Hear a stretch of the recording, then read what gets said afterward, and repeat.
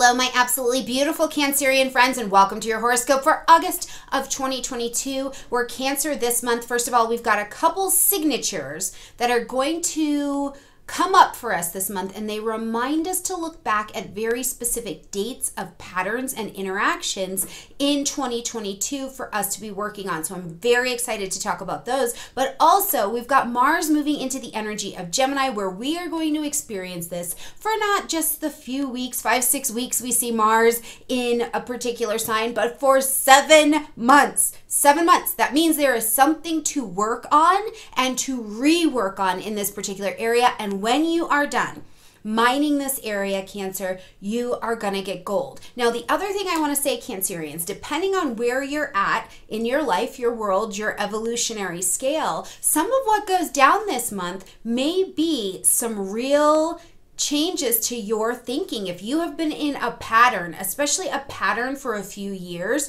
there is like the helpers are on the way. You know, it's like a new grouping of people or new ideas or fresh perspective is able to come to the table and help you get out of that rut, get out of that patterning, but it is not without its challenge, okay? But lots more good jazz going on this month for you as well, Cancer. So let's get in here, beautiful energies, and see what's going on. Right at the beginning of the month on the 4th, we've got Mercury moving into the energy of Virgo. It's an earth energy, so very friendly with you, right? Earth and water go wonderfully together. Now, this is going to start to put an emphasis for the month into your 3rd house, and we are going to see a lot of work here. The sun will move in here. We're going to have a new moon here. So 3rd house, or look at your chart. Make sure you have your chart to look at where the Virgo energies are at. But in the general, we're going to see this light up your 3rd house space. Mercury is also very comfortable in Virgo because it's its ruling planet. So in the 3rd house, where we're talking about learning, teaching, siblings, travel, writing, studying, okay? These kinds of areas which Mercury and Virgo are into in the first place, right? So they are really amped about this kind of energy. What you get here is an opportunity to organize your thoughts, organize this area of your life, freshen it up, make it the very best that it can be, make some decisions. There may be some signing of contracts. You may also be looking over your thinking, right? Because Virgo's gift really is discernment.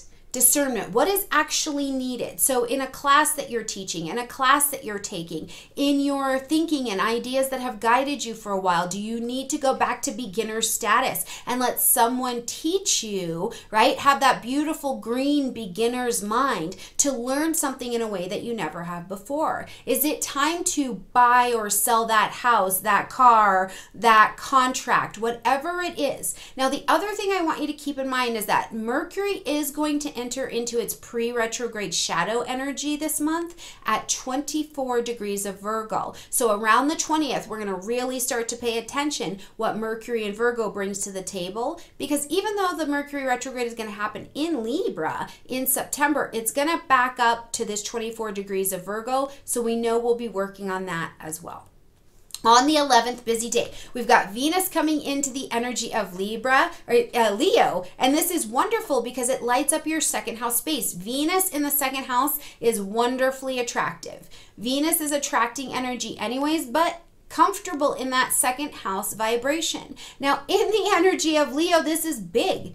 This is bold. Maybe it is a hobby, a talent, an expression that you have, a big love, right? Something that you really love and you enjoy, or you feel like you're in the midst of romance when you're interacting with this. Now, I also think Venus, because it's such a relationship energy, you might be spending extra money on something that has to do with a relationship, or you're making an investment in something that you love. Whatever it is, when we're dealing with Leo energy, we're dealing with a bigger energy, something a little bit more extravagant, something a little bit more grandiose, something a little bit more that moves the ego along. And the ego in this sense is not negative. It's the thing that gets us out of bed, lights our fire, makes us remember our own shininess, you know? So whatever it is with Venus in this area, you could very much so find that it is an opportunity to stimulate financial movement in this area of your life. Now, also on the 11th, we're going to have a full moon in the energy of Aquarius at 19 degrees, okay? So make sure you locate that on your chart. Now, this is an interesting full moon, I think, because first of all, the full moon asks us to end something, acknowledge something, or make an adjustment. So we know we're going to course correct in some way. But this moon is over with one of its ruling planets, Saturn, that is also in Aquarius, but it is squaring its other ruling planet, Uranus, over in the energy of Taurus. So as we're looking at this, what I can tell you is that the signature is that under this full moon, we are ending something, acknowledge something, or making an adjustment in your 8th house. This is intimacy, you see into me, sex, resources, like the resources of you and another person, whatever you're connected to that provides a resource to you, whether that be a partner, financial aid, collaborations with other people, traumas from your past that need healing, whatever it is. A lot of light is being shed here. It's very serious. It's Saturnian, right? And you're taking this seriously, and it is squaring Uranus. It is unrooting something that no longer belongs there, okay?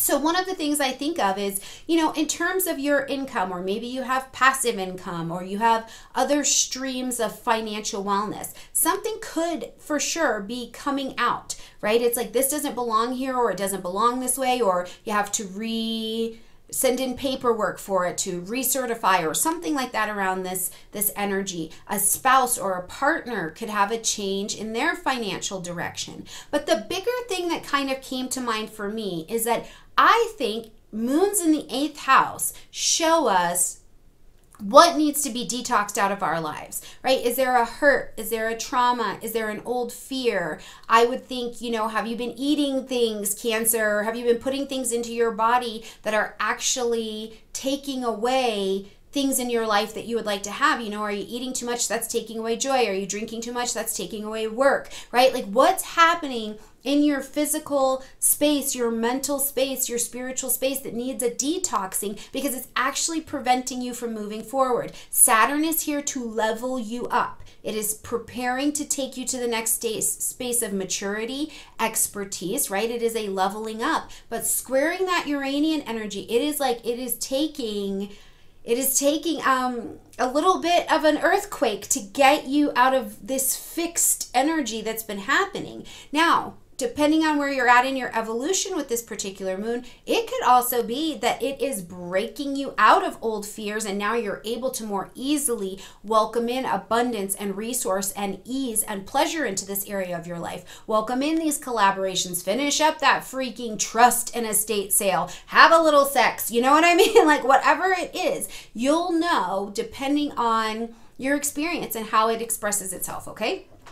On the 20th, a little bit of a busy day as well. First, we've got Mercury moving into its pre-retrograde shadow time at 24 degrees of Virgo. Okay, so make sure you are paying attention to that. And also on the screen here, you'll see that I put the full retrograde cycle for you so that you can see exactly where it ends, where it begins, where it ends, the degrees that we're working with, and you can check those out on your own chart. But as a signature, pay attention at 24 degrees of Virgo, because this is the beginning of the lessons we're going to go over when we get to September. Now, also, Mars comes into the energy of Gemini.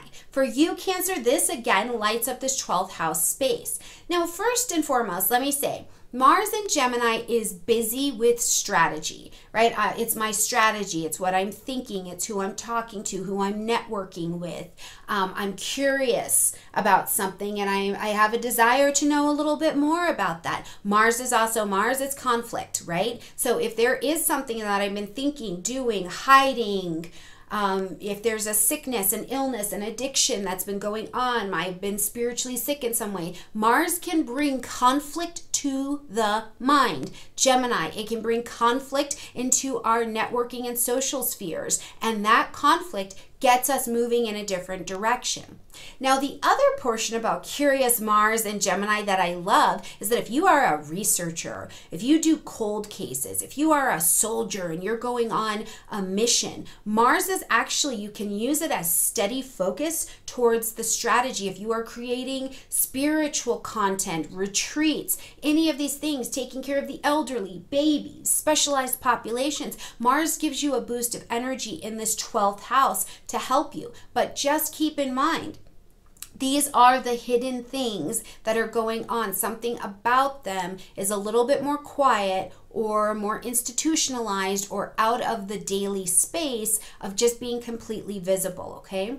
Now, as we get to September 3rd, Mars is going to enter into its pre-retrograde shadow energy, and this is going to be happening at 8 degrees of Gemini, so pay attention for that marker as well, okay? Now, on the 22nd, we see the sun move into the energy of Virgo, so again, bringing more space, more heat, more motivation to this 3rd house, so something in your communication, thinking, teaching, studying zone, right? With the sun coming into Virgo, it could also bring a network to you. It's like new people, bringing you new ideas, bringing you new intel, bringing you new conversation, but you're motivated here to participate in it because the sun brings light, heat, life, and motivation. Now, when we get to the 24th, please circle this date and be paying attention to your journaling or however you keep track of time. We're going to see Uranus go retrograde, okay, at 18 degrees of Taurus, where if you remember, just in July, we had the signature of Uranus, the North Node, and Mars coming together in conjunction, bringing us a destiny meetup, whether it was a situation, a circumstance, a set of lessons, a person, whatever it was, it showed us I have to detach from these Taurus things because they're not valuable anymore, or going about trying to have this Taurus thing as a love, a relationship, a self-sufficiency in my life. I've got this other thing that's in the way, so I have to detach from it if I'm going to be able to have something valuable, steady, earthy, beautiful in my life and move forward with it. Now, Uranus is retrograding, going back at that degree. Here's where it gets exciting. Look, I'm getting excited. Okay, here's where it gets exciting. Go back into your life to May 7th of 2022. Uranus was vibrating at 14 degrees of Taurus, okay? So pay attention. Make note what was happening for you then. What shakeups, what innovations, what stirring of electricity, what was different or what was happening at that time. Because this Uranus retrograde is going to start at 18 degrees of Taurus and it's going to back up to that 14 degrees. So what you're trying to achieve and get freedom from is in between these 4 degrees, right there. Focus right there. That will tell you what you're working on, and then you can hone down in and focus into the root of that transformation, okay? Now, also look to the screen. I've got the full retrograde pattern, but what we want to keep in mind is we're working with this level of freedom from May 7th of 2022 to May 9th of 2023. That is a year of work, okay? I want you to know this is the long, slow, innovate, detach, get free, different. During Uranus retrograde in general, we're looking at what do I need to burn out of here to be in my best freedom and my best life, okay? Ooh, that was so much. Okay, on the 25th, moving on from all of the Uranus energy, on the 25th, we've got Mercury now entering into the energy of Libra. Pay attention here as well because we're going to see Mercury's retrograde come through here in September. But Mercury initially moving into the energy of Libra takes you into your 4th house. Home, family, real estate, property, my roots, my parents, my beliefs, my own psychological foundations. Cancer, what do you want in your house, in your home? So for some, this could be very practical. You're making decisions about home. Am I going to buy this home? Am I going to sell this home? Am I traveling from home and I've got to ask the neighbors to look over my property while I'm gone? Am I having conversations about my relationships at home, right? Libra, very Libra energy. Now it's also, let's say you happen to be one of our soldiers who's out there, you're doing your job, Mercury in Libra helps with diplomacy. It helps with diplomacy, Cancer. Oh, it sure does. It can make it a more friendly interaction. And remember, in the general transit reports, no one's exempt from Mercury in Libra. So whatever you are doing out in the world, this brings a benefit and a prospering through the relational interactions, which, you know, that's very vast. But however that applies to your life, just know that this movement is helpful. But also know that you will review this movement when we get into September. So make note of what's going on for you, what contracts you're signing, conversations you're having at this time. Now, to kind of top off this third house energy we've been working with, cherry on the top, we've got a new moon happening at the end of this month on the 27th at 4 degrees of Virgo. So this is the opportunity, Cancer, to plant your seeds of intention, to begin something new in how you communicate, what you think, what your goals are, what you're willing to commit to. Virgo is an earth energy, even though it's mutable. What are you willing to commit to surrendering in terms of your thinking in order to have a fresh mind, a fresh perspective, a fresh conversation, a fresh outlook, fresh friends, fresh groupings, fresh contracts in your life? And I even take this to the level of soul contracts, right? Virgo wants you to be the very best. So it will sometimes send healers into your life because you are suffering and you might not knowing. You are growing and you might not realize that you're growing. So it can also send mentorship. So what are you willing to critically, wonderfully develop and be involved in here? If this also happens to be a writing project, that book, that website, that course, plant your seeds of intention to begin something new here, a new perspective, a new energy. I also offer this to you at this new moon. After you plant your seeds of intention, thank your power, whatever that may be. Say thank you for making me conscious that the solution to this has already been provided. Thank you. Good month coming up, Cancer. Use it well, use it wisely, do the best work that you can. We are all in different places, but we're all doing the work we're built to do. Like this video, comment, share, subscribe. Please share your month with me in the comment section down below. I love you, Cancer. Bye.